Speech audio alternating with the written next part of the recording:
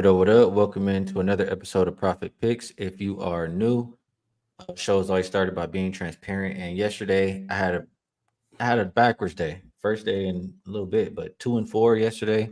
Talked about a lot of good things and didn't get to the window with the good ones. So gotta do better today. Been a little actually we talked on Kyle's show yesterday, Rob, but been a while since you've been on this show. How are you Yeah, today? I'm good, buddy. I had a 2-2 night last night. Split between pro and college.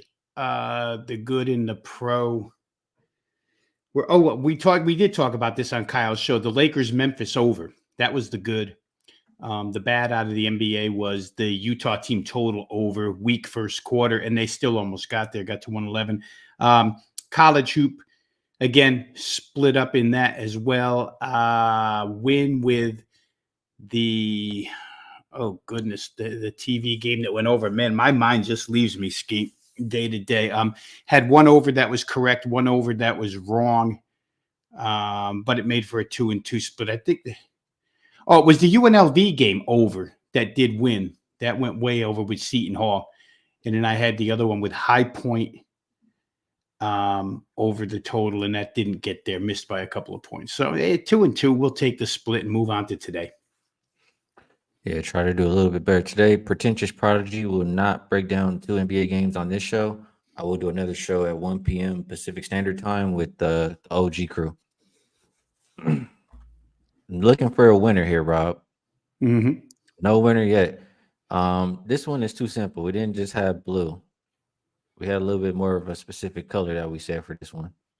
Carolina blue?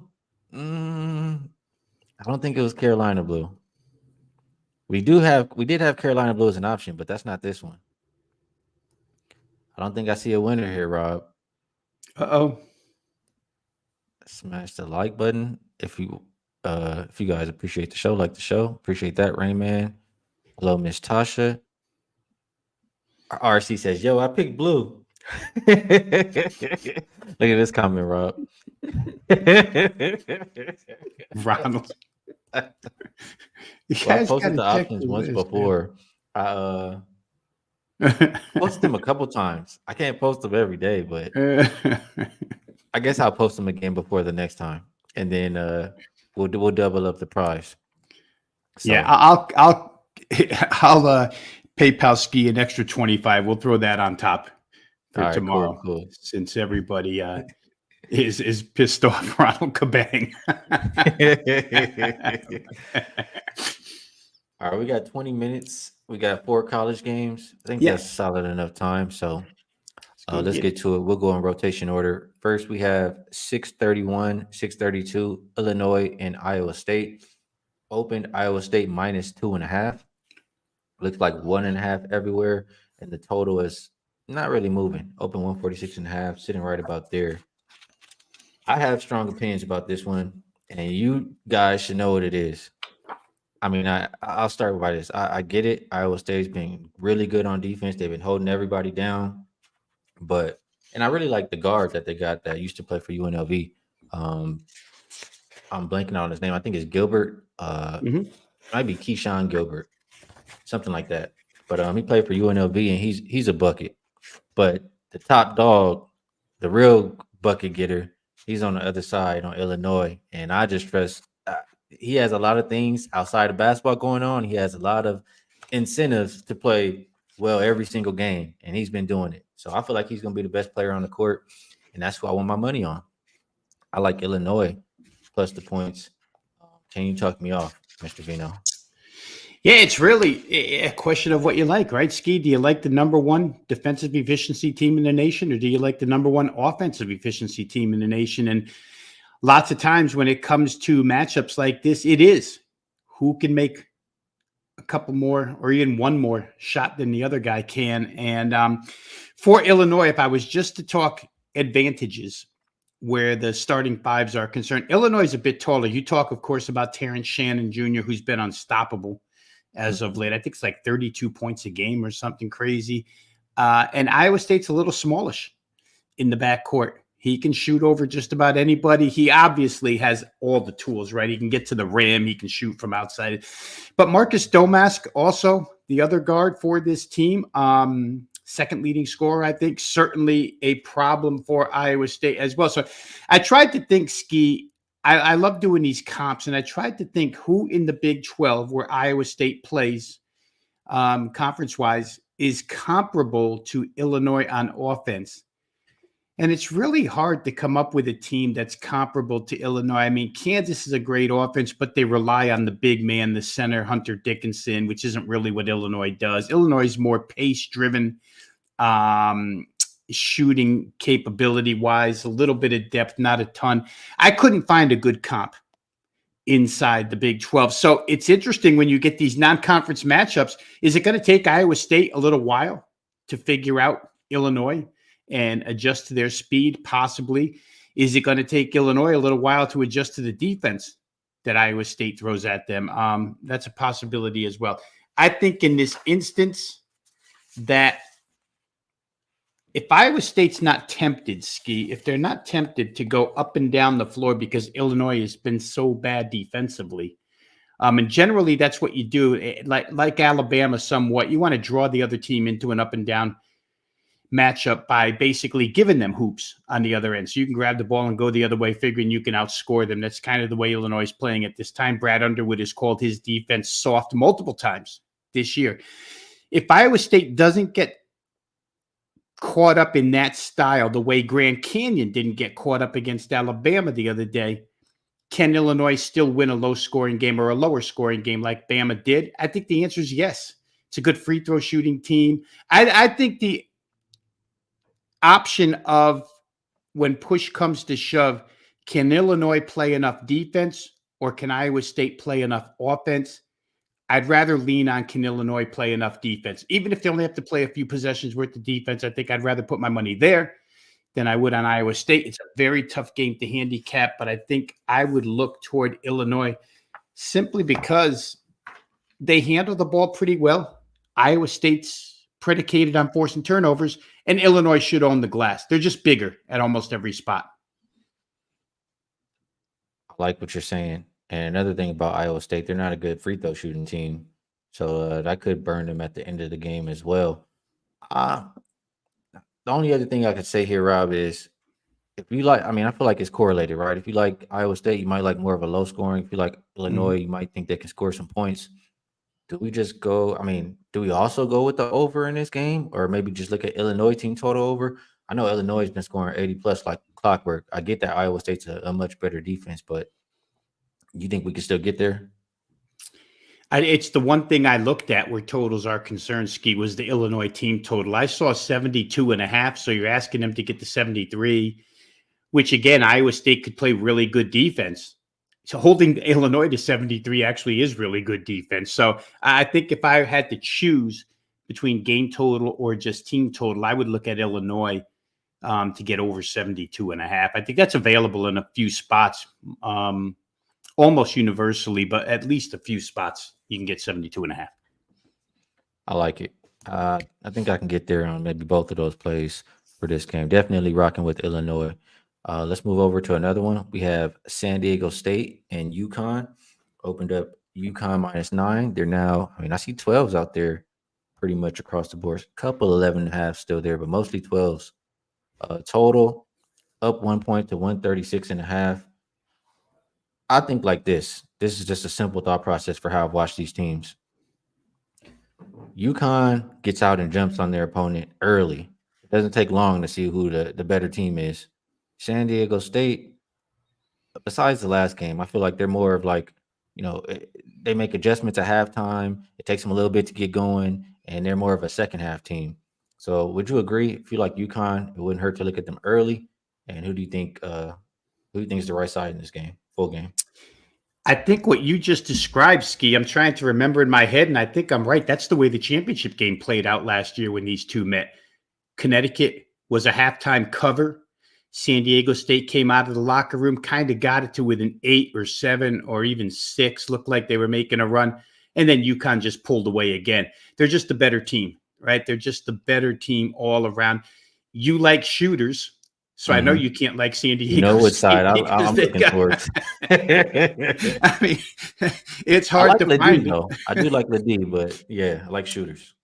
Yeah, and for Ledee, it just becomes a tough matchup with Klingon, right? He's got 5 inches of size on him. He's got 40 pounds of weight. Klingon's 7'2", 280.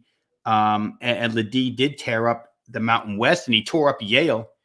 And I would almost credit Bruce Pearl and Auburn for, waking up San Diego State to Yale. What San Diego State did to Yale, Auburn should have done first round. They didn't treat them with any respect. They get beat. San Diego State came out, like you say, from the outset, ready to go against that team, kind of put a bullseye on their chest and got them. But I don't know. Connecticut's just got pros all over the place. Foul trouble would be the one thing that you'd concern yourself with if you're on UConn. You hope Klingon doesn't get into foul trouble. However, you can reverse that comment and take it the other way too. If Ledee gets in foul trouble, San Diego State's just about finished. So I know San Diego State's going to have some revenge. I know they've got 4 guys in that starting lineup from last year's team, but I just don't know that the gap is closed any. Skee, last year, I think UConn won by 15, 16. It seems like the same game, and this game is played in Boston. For what it's worth, guys, the campus at Storrs, Connecticut, just being a Connecticut native, 90 minutes from Boston. They're going to travel. That arena is going to be packed with UConn fans. I don't know how many people are flying from Southern California to go watch San Diego State. I really don't. I respect their coach. I respect their defense, but I don't think they're. And I, like you say, we see it pushed to 12 now. It might starting to get out of reach, because last year's number for the championship game, I think, was only like 6.5, if that. So certainly a much bigger point spread, but I can't play San Diego State. If you're looking at total, I would say this. If you think San Diego State can make it to 63, you're probably going to get over the number. That would be your question. Can they get to 63 against this defense? And if you think the answer is yes, you play over. If you don't think the answer is yes, if you think they're going to be held below 60, then you play under. I am uncertain, I guess, on the total. But I am looking towards Connecticut maybe in the first half there. So I'll think about that one. I don't feel as strong as the game before, but I do like it. Next game up, we have Alabama and North Carolina. North Carolina has gone up about a point and a half, maybe. It looks like 4.5 is the consensus. And the total has moved a half a point to 173.5. I know Alabama plays fast. They're really good offense. I don't think North Carolina minds pace either. And I feel like, the guy who's just about as old as me for North Carolina, he probably will have some success on the inside too. So I'm thinking about the over.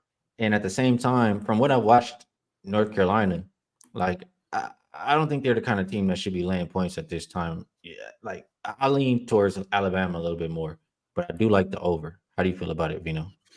Well, I like the over. I mean, this is a game that probably I like overs, you like shooters. So the two of us would like this game because it's loaded with both, right? Armando Bacot, the center for UNC, probably has a big game here. But this game's going to be played open floor. And it's interesting, Skee, because their last opponents in this tournament, remember, Grand Canyon slowed Alabama down. They would not run with them. They forced them to play their pace. Even off of made baskets, Grand Canyon would still walk it up the floor. So Alabama's going to be so happy to see Carolina, who's a pace-type team. And for Carolina, I'll say this. They were able to set up half-court defense in that game against Michigan State, which North Carolina, when they can set half-court defense, is pretty good. I think they ranked number 1 in the ACC in defensive efficiency. Tom Izzo and Michigan State built a 12-point lead in that game, 26-14. And then walked the ball up for like 10 straight possessions. And before you could blink, they were losing. You can't walk up against North Carolina, and Alabama won't. It's going to be a broken floor, open floor type of game on both ends. And I got to say, I don't think North Carolina fears running with Alabama whatsoever. I think North Carolina thinks, you know what, we're better than they are. And Alabama the same. So Bama's defense, when I looked at it, Skee, if you're just looking at first half points allowed, they're like 340th in the nation in allowing first half points. North Carolina's not all that much better, but they're a little bit better. Both teams score like crazy in the first half. This number was 82.5. Sometimes you get, well, not sometimes, but almost all the time in college basketball, you get a lower first half number because it's shaded that way, right? It's a 173.5 full game, 82.5 times 82.5 would only be 165. So they're tacking on 8.5 in the second half. I think because you get a little bit of a discount first half, and I think they're going to run from the outset. I think you could play first half total. If you like full game total, you could certainly play that as well. Side could be a little bit tricky here. Looks like the money's all over North Carolina at this point in time, but you could see like a 93 to 89 game, something like that happening, because when Alabama has open floor, they've got shooters. They can score. So I'm with you. I like over. I think I like it first half just as much, if not more, than I like it full game. And I'm trying to pull up what we get here for the first half. 82.5.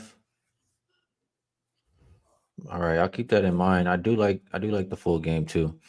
So I guess for this one, I'll think about the side a little bit more, but I'm liking that over. I think we have time. Yeah, we have time to get to this last game here, and that is Clemson and Arizona. Opened up Arizona -6.5. They're 7 pretty much everywhere. Total hasn't really moved. It's sitting at 152.5. Arizona, I'm just I'm not looking at numbers for this right now, but I feel like Arizona is going to have a big advantage as far as like on the boards in this game. I don't trust Arizona. I don't usually trust them full game, even though like the season wise, their ATS record numbers were good. But from what I've seen, I don't like to bet on teams full game who can't shoot free throws. That's what I'm trying to say. So even though I think Arizona has some advantages here, and I think they're the better team, I would only like to play them in the first half. Can you talk me off, or do you think Clemson stays hot as a dog? Well, I did use this as a free play for Wagertalk Skee. So I'll tell you the way I looked at it. First off, you kind of like to look at tournament experience, right? And from that angle, it's almost all Arizona. They've got 3 starters that were in the Sweet 16 a couple of years ago. And now they bring Caleb Love onto that team. And remember, he was in the championship game with North Carolina. So you got basically 4 starters that know what it's like to be here. When you're talking about Clemson, you have nobody except for their Syracuse transfer guard, Joe Girard, who played with Syracuse back in 2021, and they made it to the Sweet 16. So a lot of experience edge on the Arizona side. Larson, Ballo, Boswell, like I say, Love, a lot of guys. The Los Angeles venue probably helps Arizona, right? Easy trip from Arizona, Tucson to LA into crypto.com. So I think their fans will be there. I'll say this, though. I think Clemson's the tougher team. Like, look at what Arizona did in the first 2 rounds, right? If you're lucky enough to get 20 against Long Beach State, you pushed with Arizona. But the number closed 20.5, so you probably lost. And then against Dayton, they lay 9.5 and barely covered by 10. So I think the odds maker kind of has reached the ceiling on where he values Arizona. They've had 2 games, each basically within a half a point of the line. And those 2 teams aren't great, right? Long Beach, their coach got fired before the tournament, the Big West tournament, and Arizona couldn't put them away. That they were close in the first half and then kind of stretched it in the second half. And Dayton, not a necessarily good team either out of the A-10. I think what Clemson has done, strength of schedule-wise in this tournament, is way more impressive.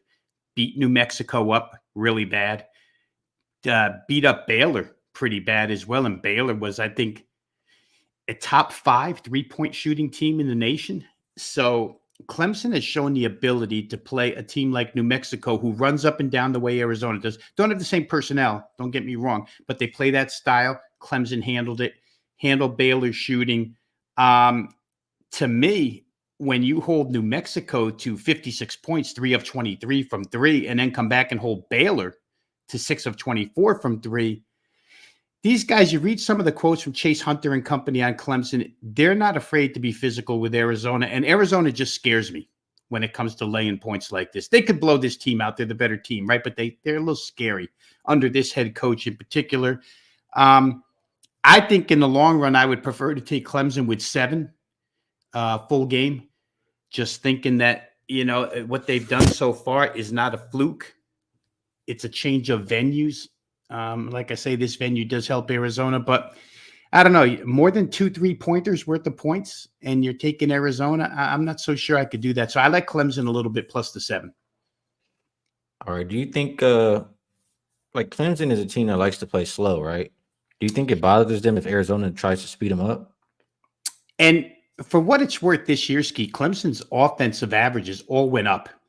They play a little bit quicker. I think the one thing I didn't mention real quick is that matchup in the middle, Umar Ballo against PJ Hall, the 2 centers. PJ Hall is one of Clemson's best players. He's been in foul trouble 2 straight games. He can't get into foul trouble here. Otherwise, Clemson might be doomed.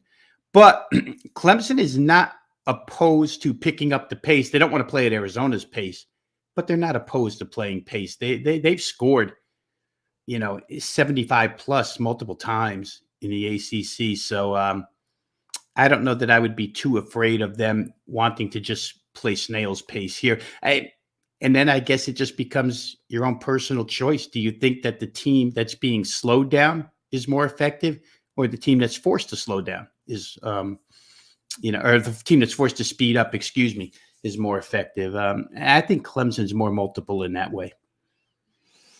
All right, good stuff, Veno. It's about that time where we move on over to the best bet segment. And I'll ask you if there's anything that you would like to promote, and is there a play that you like a little bit more than the rest for the show? Let's go quick to wagertalk.com. That's where you can find all my work. If you guys aren't members, if any of you out there aren't members currently, just go ahead and drop your email address. You'll get free access to all the video content, written content. There's been a couple of show changes. I'm going to be part of a college basketball show in a couple of minutes here, which is why I have to run. But it's become interactive with the audience. They're using like the last 25 minutes of that show just for questions from the chat. Whatever you want to have answered, you can have answered. So go ahead and check out wagertalk.com. And real quick, Skee, on the best bet, I'll go back to what I talked about earlier. I think Alabama and North Carolina are going to come out from the opening tip and just run. And if we get that many opportunities to score with teams that can score and teams that don't really play great first half defense, I think 82.5, we're asking these teams to go 42-41 at halftime. I don't know that it's all that much to ask out of these two when they average 40 a game in the first half, both of them. So I'll stick with that. I'll use that as my best bet for the show. UNC, Alabama up and over 82.5 for the first half. Good stuff, Rob. And I know you got to run, so I appreciate you taking the time to hop on. All right, buddy. We'll talk to you again tomorrow, and we'll get the shirt color right tomorrow. Yeah, we will. I'll send the list out. Thanks for having me, buddy. Yeah, I'll send the list out. So this is what happens. This is how it's been on the show. Whenever nobody gets Rob's shirt color, we'll double the or we'll add it again, double it again, and it has to go to a member whenever it gets double. Whenever it's above the normal amount, it has to go to a member. So in the member section, I will put a list of the shirt colors, and you guys make sure you come and show up, and somebody will get double lunch, $50 for the correct guess. So you guys in the chat, you guys who've been here, you know what to do. I see you guys down there dropping your best bets. For the people who are new, there's 3 rules. Put best bet next to it so we know it's your best bet. Put best bet so we know it's your best bet. Put the number or line that you're getting for your best bet so it can be graded accurately. And then no more than 2 best bets, so not one person is outweighing the rest. And while you guys take a second to do that, let me just glance at a couple of things. Shout out my guy Noli in the building. He likes Detroit and White Sox first 5 under 4. Still making them unders great. Good to see you doing your thing, Noli. Hope all is well. And Noli, I wasn't even going to think about baseball. Now Noli got me wanting to go over there and look at baseball. I usually wait at least a month. And after last season, the way I handled it, I might wait a little bit more. But Noli, a great guy to follow in MLB. All right. I think I have my best bet. I'm pretty sure. So let's take a look at the chat. Jeff likes North Carolina quite a bit. He bet him 2 times. Rich Kebab likes Illinois. Nah, you thought wrong, you Capper. Another one. Jose likes North Carolina. Everybody likes everybody on North Carolina, huh? All right. He'll be on tomorrow, official gym class podcast, and he's coming with a vengeance. He already let me know he's coming. You want to be here tomorrow when he shows up. He's gonna have some bangers for you. He says. You see, best bets can be anything. Yes, best bets can be baseball. Daniel likes Orioles -1.5 and the Rangers. Football coach likes Clemson money line and North Carolina minus. He thinks Clemson doesn't even need any points. All right, some good stuff coming in. Peasy like San Diego State. A lot of good things coming in the chat. That's what I say, Jay. Jay, no, he said everybody like the Tar Heels, huh? Jake Orr coming with some Boston Celtics love for his best bets. All right. So before I get mine, I'll remind you guys everything Rob promoted as far as Wager Talk, same goes for me. Both of our profiles are in the description. And if you want to rock with me today, I have a 5% in the association. And my top plays, I'm hitting 71.1% on the last. Let's be specific here. I have it here. Should already know it. So 106 wins, 43 losses, 71.1%. Last 149 NBA 3% or higher. And I have a 5% today. So both of our work can be found at wagertalk.com. My best bet for the show, you should already know. We rolling with, and I can't forget dumbass, but Terrence Shannon Jr. That's the guy. That's my guy for my money. He gonna be the best player on the floor like he is every night. And the Iowa State defense just will not be enough. They don't need that little 1.5 point. They're gonna win outright. Taking Illinois on the money line. Best number I see out there is +105. I have to double check.